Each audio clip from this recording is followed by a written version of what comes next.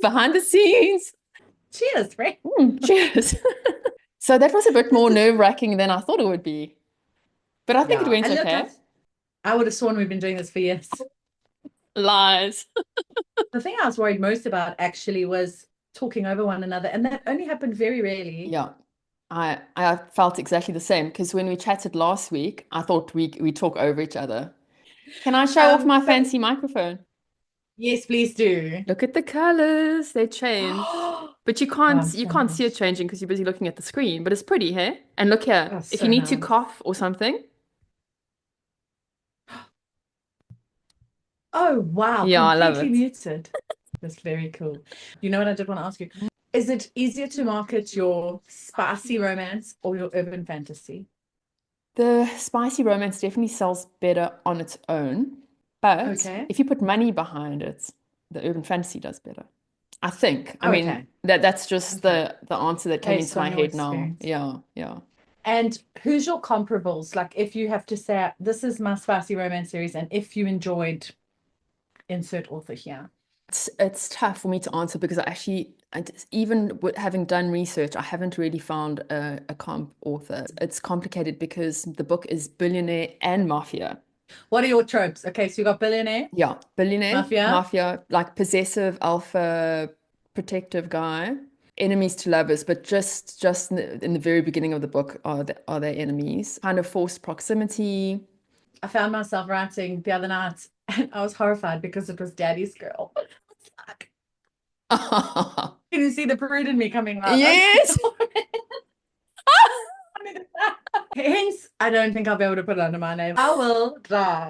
Oh, like, it's not even I know. funny. I can just imagine you like typing your stuff and like just going red in a coffee shop. If my kids come into my room, I'm like,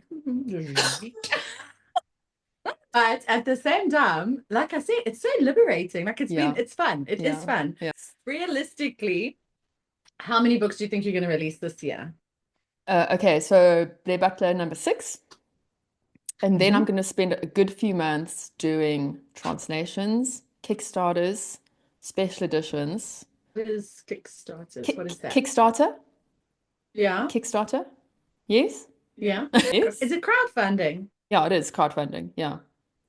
But what are you gonna do? What do you mean by Kickstarter? Oh my As God, in, Delport, is do you it not know about Kickstarters for authors? It's this huge no? thing. The lady who runs it is amazing, and she's been on a lot of podcasts lately just talking people through it. So she's been on the Creative Pen, and she was on the Spa Girls.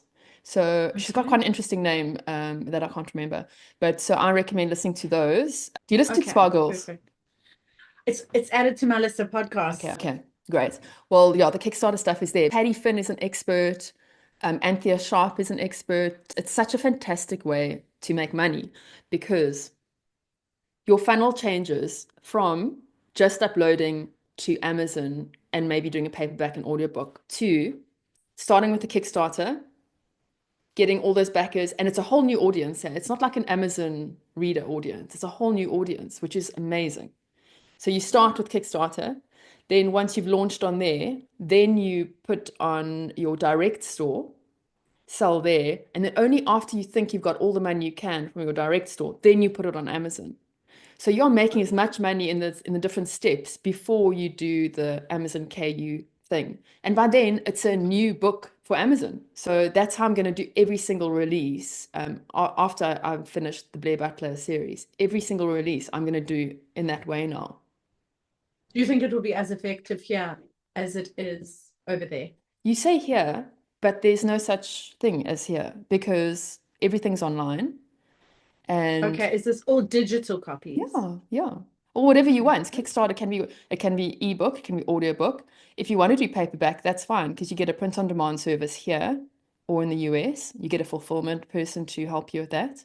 So So your Ingram, you could do it through Ingram Spark. yeah, yeah. BookVault's actually Because I cheaper. saw on the other, oh, are they? Because I saw the other day, Ingram had this thing you could sign up for the same thing where you share your links on your site. Yes, I saw that. But I don't think they've rolled it out. Yeah, yeah, I saw that. Sorry, I just want to correct myself. Ingram is not cheaper than BookVault. They're pretty much the same. Mike is doing the costing exercise, and yeah, they're pretty much the same. If you put in an order of more than 100 books, they're both willing to give you bigger discount. And those are Okay. also kind of the same. So it depends. I think that this is an interesting thing for you to look at for your business, because I think you might be putting a ceiling on yourself when it actually doesn't exist. You being in South Africa. Yes, there's a problem. You can't do a US TikTok channel from where you are. Yeah, absolutely. But for things like Kickstarter, it makes absolutely no difference where you are in the world. Okay. I also need to give a huge shout out to South African Bookstagram, yeah, and actually South African TikTok, Yes. because I was chatting to Rachel the other day. She was saying that we've been fighting the algorithm for years, trying to hit the American BookTok. And instead, she said she's going to embrace it. And she found South African BookTok. And let me tell you, a nicer group of people you wouldn't find. Really? Well, it's not surprising. Yeah, it's a bigger community than I thought. Okay.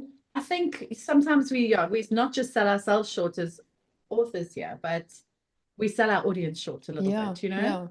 Yeah, so that was quite That's interesting. a positive thing, yeah. Yeah. And are they more ebook or more paperback? Because I know TikTok is more paperback, but in South Africa it might be different because they're expensive.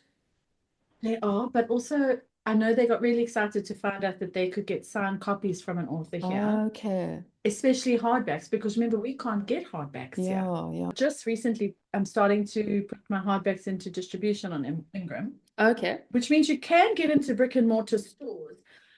I doubt that I will, as an unknown, but people can overseas go and request your title to be stocked and they can order it, which I think is quite cool. Yes, very cool. Joanna Penn has been saying for years and years and years, get your stuff on Ingram, get your stuff on Ingram, because it's just an extra stream of income, right? Yes. Yeah. Is your stuff on Ingram? Most of it. It took me forever though. Each book you have to insert all that metadata. Yes, exactly. And I always feel like if I'd been doing it from book one, it would have been easier. Definitely. Now it's trying to backdate the 28 titles. Yeah. But it is worth it. I mean, I think I make like $60 a month on Ingram. And I mean, that's something. It's something. Just for them sitting there. Yeah, exactly. It's something. And do you think you drive the traffic there? I have no idea. I mean, I don't know how people are ordering. Like, I know it's a wholesaler, so they're probably ordering in bookstores and stuff, but it's weird. Like, so they've got such a beautiful interface. Yes, it's amazing. They spit out the most beautiful templates for your cover design and your incredible, like so professional. Speaking about that, when you're ready to do special editions, let me know, because there's an author who very generously has done templates for everything, like everything you need for special editions. She lives near me in Scotland. Maybe we should get her on the show sometime. I'll speak to her about it. But yeah, let me know if you ever want to do special editions, because she's put in a lot of work and she shared it. And then you go to Book Vault, because they do sprayed edges, they do ribbons, they do end papers, foiling. I think special editions, it's going to be so much fun to make like beautiful books. I can't wait. I know. So Rachel's very good with that. She's got some beautiful stuff. But I think it helps that both of you are quite Photoshop au fait, right? Yeah. I'm not. I'm not. Okay, Delport. Anything else? No, I think that's it. Wrap it up. Let's leave some stuff for next week, man. A lot to talk about next week. I already made some notes. Have you? So organized. Yes. Well, have a lovely weekend. Thank you. You and too. I'll see you on the Word Wars spreadsheet. 10,000 words between right now and the next time we see one another. Consider it done. Yes, nailed it. Tick. Oh wait, we should have a prize for who writes the most during the week. What is the prize? Did you ever follow Colleen Hoover and Taryn Fisher's Taco Days? No. So that could be another one. Like whoever loses. Uh-oh. Colleen Hoover ended up putting her face on one of Taryn's books on Amazon on the cover. Yeah. And then Taryn dared her to go and have her lips filled. And she had to do it live. No. Brilliant. No. I promise you, it was brilliant. We'll think of something like that where we'll have like, okay, if you lose, you've got to... Something entertaining for the podcast. Yes, 100%. Okay, cool. It's not going to be me. All right, friend, I'm going to... Not going to be me. See you next week. Yay. Yay. Thanks for being awesome. Yes, you too, friend. Okay. Bye.